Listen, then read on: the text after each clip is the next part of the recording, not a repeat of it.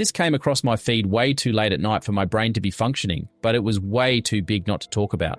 I was fully ready to shut everything down, call it a night, and then suddenly Phil Spencer retires, Sarah Bond resigns, and Microsoft announces a brand new head of Xbox in what feels like the span of a single breath. When news hits that fast, it's not noise, it's a signal. And the more I looked at it, the more it became clear that this wasn't chaos. This was choreography.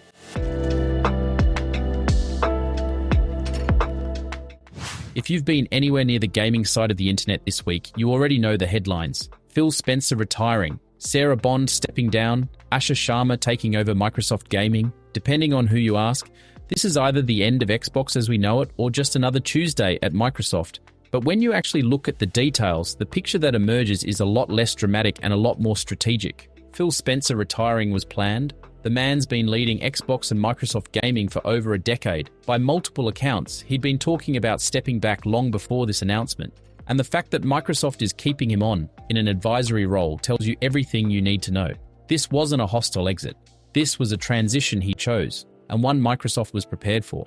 And honestly, when you look at how fast Asha Sharma stepped into the role, it becomes pretty clear this decision wasn't made last week. Moves like this don't happen overnight. You don't replace the head of a multi-billion-dollar division in 48 hours. This kind of transition gets planned months in advance, likely right around the time Spencer started quietly teasing his retirement internally. The timing isn't suspicious, it's coordinated, it's corporate choreography. Sarah Bond leaving is the part that raised eyebrows. Bond was widely seen as the heir apparent. If anyone was going to take the top job, it was her. So when she resigned at the exact moment Spencer retired, that wasn't coincidence. That was a signal. Either she wasn't chosen for the role and decided to walk, or she didn't agree with the direction Microsoft is taking. And honestly, either explanation tells you the same thing. Something meaningful changed at the top.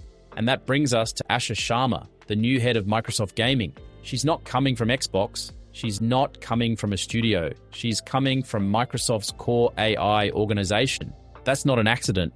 That's Microsoft planting a flag and saying, the future of gaming is a platform plus AI plus services business. This is the same playbook they've used across the entire company. They're not treating gaming like a creative island anymore. They're treating it like a core Microsoft platform. And if you've been paying attention to Satya Nadella's leadership style, this fits perfectly. Under Nadella, Microsoft has consistently elevated AI and platform leaders while reducing the influence of siloed divisions. This isn't a punishment, it's a reclassification. Gaming is no longer the quirky, culture-driven corner of Microsoft. It's now part of the company's long-term infrastructure strategy. And look, Xbox has underperformed relative to expectations. That's not a scandal. That's just reality.